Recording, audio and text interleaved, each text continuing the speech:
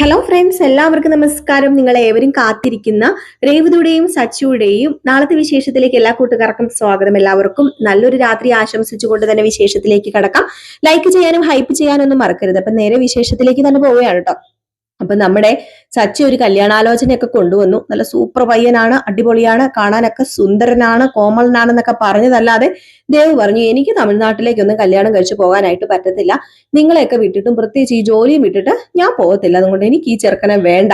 സുന്ദരനൊക്കെയാണ്, ശരിയൊക്കെയാണ്, പക്ഷെ എനിക്ക് ഈ ചെക്കനെ വേണ്ടാന്ന് തന്നെ പറഞ്ഞു. അപ്പൊ സച്ചി ഓർക്കുന്ന എന്താ, ശരിയാണ്, ദേവുവിന് ഈ ചെക്കനെ വേണ്ട, എല്ലാവരെയും ഉപേക്ഷിച്ചിട്ട് തമിഴ്നാട്ടിലേക്കൊന്നും പോകാൻ പറ്റത്തില്ലാഞ്ഞിട്ടായിരിക്കും ചിലപ്പം ഇവൾ ഇങ്ങനെയൊക്കെ പറയുന്നത്. അപ്പൊ ഇവക്ക് മനസ്സ് മാറി തുടങ്ങിയിട്ടുണ്ട്. അപ്പൊ അരുണിനോടുള്ള ആ ഒരു സ്നേഹം ഇവളുടെ മനസ്സിൽ നിന്ന് മാറി. അപ്പം വേറെ വിവാഹത്തിലേക്ക് ഇവക്ക് ഒരിതുണ്ട്. അപ്പൊ പിന്നെ കുഴപ്പമില്ല. അപ്പൊ ഇനിയിപ്പോ എത്ര വിവാഹാലോചന കൊണ്ടുവന്നാലും അവള് സപ്പോർട്ട് ചെയ്തോളും, അവൾ ആരെങ്കിലും കെട്ടിക്കോളും എന്നൊരു ധാരണ നമ്മുടെ സച്ചിയുടെ മനസ്സിലും കയറി. സച്ചി ലക്ഷ്മിയോടും പറഞ്ഞു, കണ്ടില്ലേ അമ്മേ, അവളുടെ മനസ്സ് മാറി തുടങ്ങിയിട്ടുണ്ട്.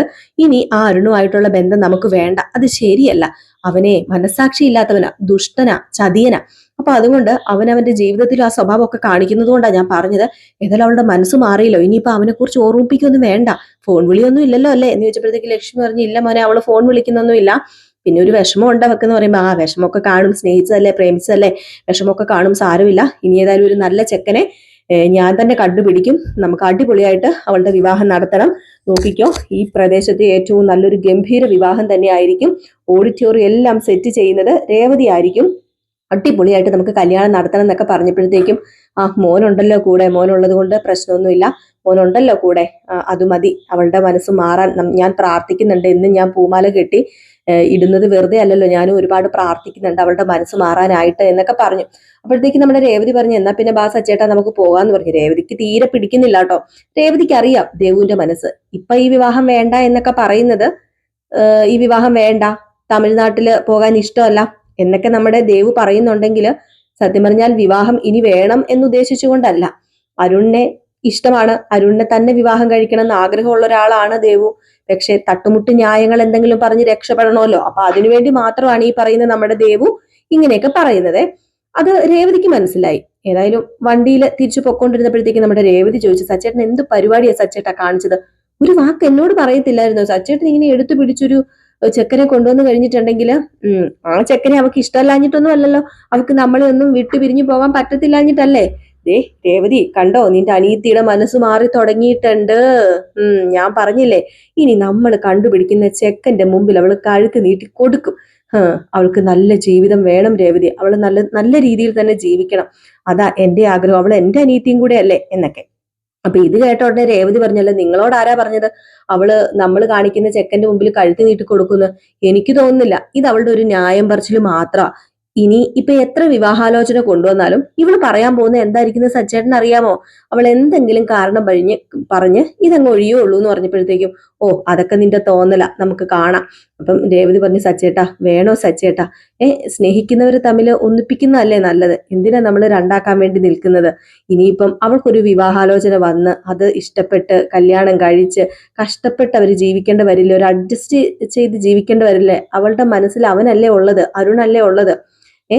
നമ്മൾ ഒരു ചെക്കനെ മുമ്പിലിട്ട് കൊടുക്കുന്ന ഒരു അവസ്ഥയായി പോവുകയല്ലേ, വേറൊരു ചെറുക്കനും ഇതിലെ ഇടയിൽ ബലിയാടായി പോകത്തില്ലേ എന്നൊക്കെ ചോദിച്ചു കഴിഞ്ഞപ്പോഴത്തേക്ക് രേവതി, ഇനി നീ ഇതിനെക്കുറിച്ച് മിണ്ടരുത്, ഒന്നും പറയരുത്, ഞാൻ പറഞ്ഞു. നീ ഇതിനെക്കുറിച്ച് പറയൂന്നും വേണ്ട. നീ ആരാ എന്ന് വെച്ചിട്ടുണ്ടെ മുൻകൂട്ടി എല്ലാം കാണാനായിട്ട്? അവക്കിപ്പോ ആ ചെറുക്കനോട് താല്പര്യമൊന്നുമില്ല, അരുണിനോട്. അവക്കെല്ലാം പറഞ്ഞാൽ മനസ്സിലാവും. ഇപ്പൊ നിനക്കാണല്ലോ അവനുമായിട്ട് കല്യാണം കഴിപ്പിച്ച് കൊടുക്കാനായിട്ട് ഇത്ര നിർബന്ധം. അതല്ല സച്ചേട്ടാ, എനിക്കറിയാലോ, അവൾ എന്റെ അനിയത്തിയല്ലേ, കൊച്ചിലെ മുതലേ ഈ കൈ പിടിച്ചല്ലേ അവള് നടന്നത്. ഞാനല്ലേ അവൾക്ക് ചോറ് വാരി കൊടുത്തത്, അക്ഷരം പറഞ്ഞു കൊടുത്തത്. എനിക്ക് അവളുടെ മനസ്സ് നന്നായിട്ട് അറിയാം സച്ചേട്ടാന്ന് പറയുമ്പോഴത്തേക്കും, നീ കൂടുതൽ മനസ്സ് പഠിക്കാനും വായിക്കാനും ഒന്നും നിൽക്കണ്ട. നിനക്ക് ആ പൂവും ഓർഡറും സെറ്റൊക്കെ ആക്കാനില്ലേ നീ? കല്യാണ മണ്ഡപത്തിന്റെ സെറ്റൊക്കെ ആക്കാൻ വേണ്ടി കിടക്കല്ലേ നീ ആ കാര്യം നോക്ക്, അല്ലാതെ നീ ഇനിയിപ്പം ദേവുവിന്റെ പുറകെ നടക്കാൻ നിൽക്കണ്ടെന്ന് പറഞ്ഞു. അപ്പോഴത്തേക്കും രേവതി പറഞ്ഞു, സച്ചേട്ടൻ എന്തെങ്കിലും കാണിക്കേ, ഞാൻ പറയുന്നതാ ശരിയെന്ന് സച്ചേട്ടൻ ഒരു ദിവസം മനസ്സിലാകും എന്ന് പറഞ്ഞപ്പോഴത്തേക്കും, ആയിക്കോട്ടെ, നീ പറയുന്ന എല്ലാം ശരിയാ, ഞാൻ അംഗീകരിച്ചു തന്നു, പോരെ നിനക്ക്? ഏതായാലും നീ ഇവിടെയല്ലേ ഇറങ്ങുന്നത്, നീ ഇവിടെ ഇറങ്ങിക്കോ, ഞാൻ പോട്ടെ, എനിക്ക് ടാക്സി സ്റ്റാൻഡിൽ പോകണം, എനിക്ക് ഓട്ടോ ഉണ്ടെന്ന് പറഞ്ഞിട്ട് നേരെ സച്ചി ടാക്സി സ്റ്റാൻഡിലേക്ക് പോയിട്ടോ. അങ്ങനെ ഏതായാലും നമ്മുടെ രേവതി പൂ മാർക്കറ്റിലേക്കും പോയിട്ടോ. പൂവും കാര്യങ്ങളും എന്തോ ഓർഡറോ പൂവൊക്കെ വന്നിട്ടുണ്ട്. അപ്പൊ അങ്ങനെ മാർക്കറ്റിലേക്ക് നമ്മുടെ രേവതി പോയി. അപ്പൊ രേവതി പോയിട്ട് പൂവോ കാര്യങ്ങളോ ഒക്കെ ഓർഡർ ഒക്കെ ചെയ്തുകൊണ്ടൊക്കെ ഇരിക്കുന്ന ആ ഒരു സമയം ആണ്. ഏതായാലും ഇതേ സമയം പിന്നെ കാണിക്കുന്ന സീൻ എന്ന് പറഞ്ഞു കഴിഞ്ഞിട്ടുണ്ടെങ്കിൽ നമ്മുടെ ദേവൂനെയാണ് കേട്ടോ. അപ്പൊ ദേവൂന് എങ്ങനെയെങ്കിലും ഇവിടെ വിവാഹാലോചന വരുന്ന കാര്യം അരുണിനെ അറിയിക്കണം, ഇല്ലെങ്കിൽ ശരിയാവുമല്ലോ. അപ്പം ദേവൂന് അവിടെ നിന്ന് വിളിക്കാനായിട്ട് പറ്റത്തില്ല. അവിടെ ഇരുന്ന് വിളിച്ചു കഴിഞ്ഞിട്ടുണ്ടെങ്കിൽ നമ്മുടെ അരുണല്ലോ, സോറി, ശരത്തോ അതുപോലെ തന്നെ ലക്ഷ്മിയോ ഒക്കെ കാണും. അപ്പൊ അതുകൊണ്ട് അത് പറ്റത്തില്ല. അപ്പൊ അതുകൊണ്ട് എന്ത് ചെയ്യുന്നു, നമ്മുടെ ദേവു എനിക്ക് ഹോസ്പിറ്റലിൽ പോകണം എന്ന് പറഞ്ഞുകൊണ്ട് ഇറങ്ങുവാണ്. അങ്ങനെ ഹോസ്പിറ്റലിൽ പോകണമെന്ന് പറഞ്ഞുകൊണ്ട് ഇറങ്ങി. ഈ ഒരു സമയത്ത് നമ്മുടെ ദേവു പുറത്ത് ചെന്നിട്ട് അരുണിനെ വിളിച്ചപ്പോഴത്തേക്ക് ദേവു വിളിച്ച ഉടനെ തന്നെ എടുത്ത് അരുൺ ചോദിച്ചു, എന്താ ദേവു ഇങ്ങനെ ചോദിച്ചു കഴിഞ്ഞപ്പോഴത്തേക്കും അത് പിന്നെ അരുണേട്ട കാര്യം കുറച്ച് സീരിയസ് ആണ്, ഇവിടെ എന്റെ കല്യാണാലോചന ഇങ്ങനെ നടത്തിക്കൊണ്ടിരിക്കുക, ഇന്നും സച്ചേട്ടൻ ഒരാളെ കൊണ്ടുവന്നു അരുണേട്ട, എന്തെങ്കിലും ഒരു തീരുമാനം ഉണ്ടാക്കണം, പറഞ്ഞല്ലോ എനിക്ക് വേറൊരാളുടെ മുമ്പിൽ കഴുത്ത് നീട്ടി കൊടുക്കാൻ പറ്റത്തില്ല, എനിക്ക് ഒരിക്കലും അത് പറ്റില്ലാത്ത കാര്യമാണ്. അപ്പൊ അതുകൊണ്ട് എങ്ങനെയാന്ന് വെച്ചിട്ടുണ്ടെങ്കിൽ അരുണേട്ടൻ ഒരു തീരുമാനം എടുക്കണം എന്ന് പറയുമ്പോൾ ഞാൻ എന്ത് തീരുമാനം എടുക്കാനാ, ഞാൻ എടുത്തൊരു തീരുമാനം നിന്നോട് പറഞ്ഞതാണ് ദേവു, നീ ഇപ്പൊ എന്റെ കൂടെ ഇറങ്ങി വരുവാണെങ്കിൽ ഞാൻ നിന്നെ എന്റെ വീട്ടിൽ കൊണ്ടുപോയി നമുക്ക് എവിടെയെങ്കിലും പോയി ഒരു രജിസ്റ്റർ ഓഫീസിൽ പോയി രജിസ്റ്റർ ചെയ്ത് നമുക്ക് വീട്ടിൽ പോയി നീ എന്റെ ഭാര്യയായിട്ട് നമുക്ക് ഭാര്യയും ഭർത്താവുമായിട്ടുള്ള ബന്ധം തുടരാം. അതിപ്പം ആദ്യമൊക്കെ എല്ലാ കുടുംബത്തിലും എതിർപ്പുള്ളതുപോലെ എതിർപ്പൊക്കെ ഉണ്ടായിരിക്കും, അതൊക്കെ പതുക്കെ അങ്ങ് മാറിക്കോളൂ, ആ എതിർപ്പൊക്കെ പതുക്കെ അങ്ങ് മാറിക്കോളൂ എന്ന് പറഞ്ഞു.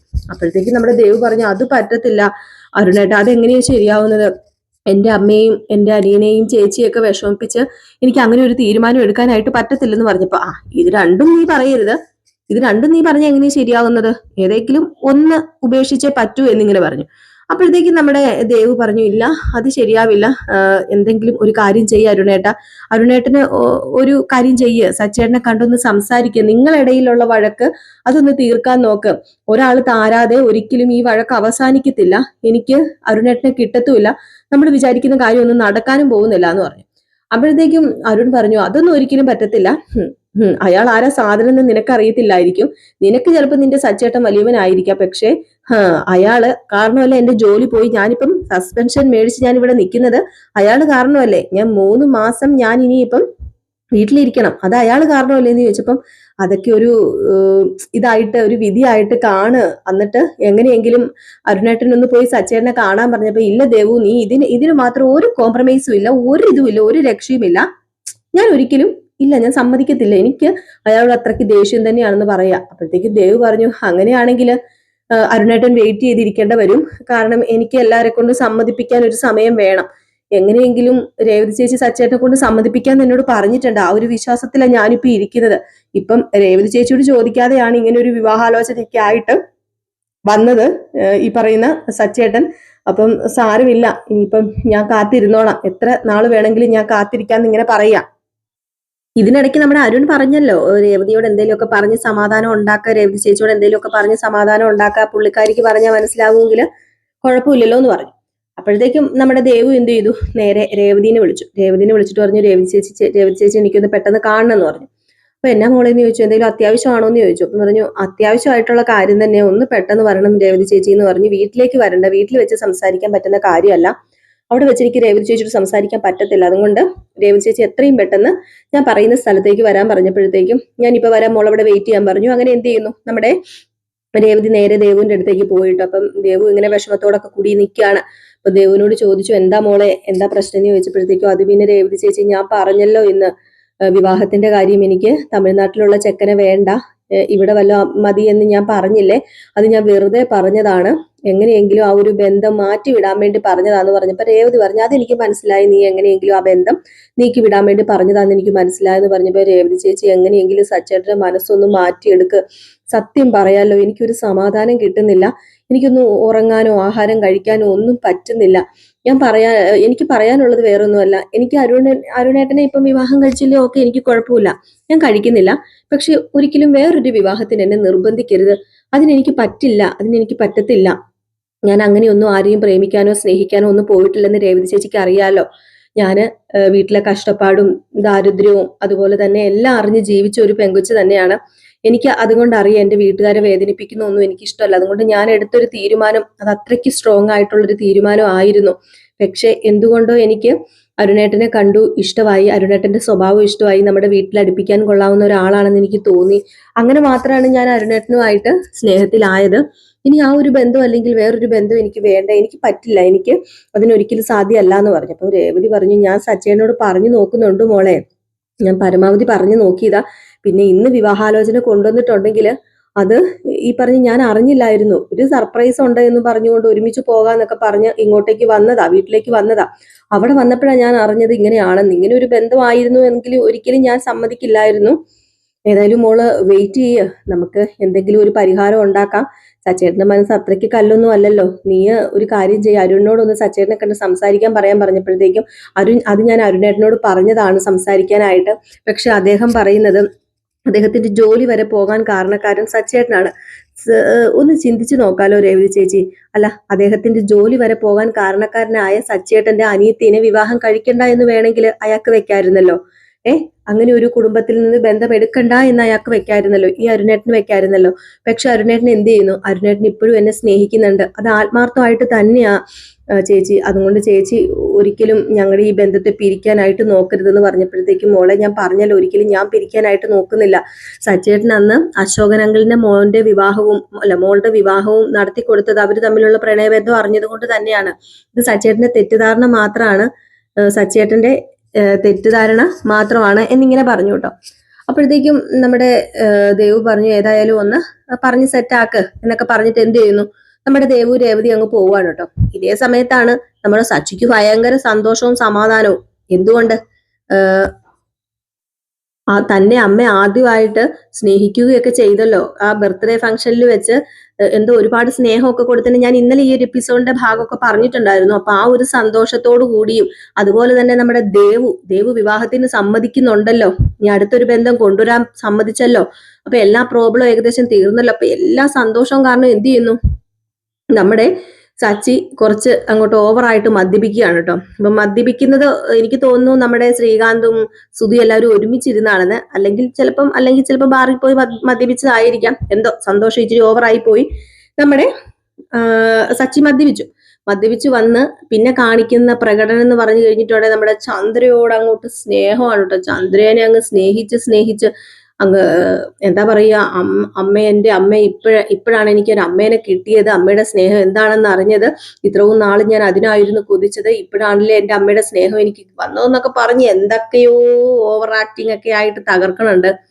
ഈ മദ്യപിച്ച് വന്നത് കൊണ്ട് തന്നെ എന്താ പറയുക, ഈ പറയുന്ന മറ്റുള്ളവർക്ക് ഇത് യഥാർത്ഥ സ്നേഹമാണോ എന്നൊന്നും പിടികിട്ടത്തില്ല. പക്ഷെ നമ്മുടെ സച്ചിക്ക് അങ്ങനെ ഡയറക്റ്റ് ആയിട്ട് സ്നേഹിക്കാനോ അല്ലെങ്കിൽ ചന്ദ്രയോട് സ്നേഹം പ്രകടിപ്പിക്കാനും ഒക്കെ ഒരു മടിയാണല്ലോ. അപ്പൊ അതുകൊണ്ടാണ് എന്ത് ചെയ്യുന്നത്, നമ്മുടെ സച്ചി കുടിച്ചിട്ടൊക്കെ വരുന്നത്. ഏതായാലും ഒരു അടിപൊളി വിശേഷമാണ് നമ്മൾ നാളെ കാണാൻ പോകുന്നത്. മിസ് ചെയ്ത് കളയരുത് കേട്ടോ. ഇന്നും രാവിലെ ഫുൾ വിശേഷം നമ്മൾ ഇടുന്നുണ്ട് ഒരു 7:30 ആകുമ്പോഴത്തേക്കും. അതുപോലെ തന്നെ പ്രേമ വിശേഷം വൈകിട്ട് എന്നും ഒരു 8:02, 8:03 കൂടി എന്നും നമ്മൾ പോസ്റ്റ് ചെയ്യുന്നുണ്ട്.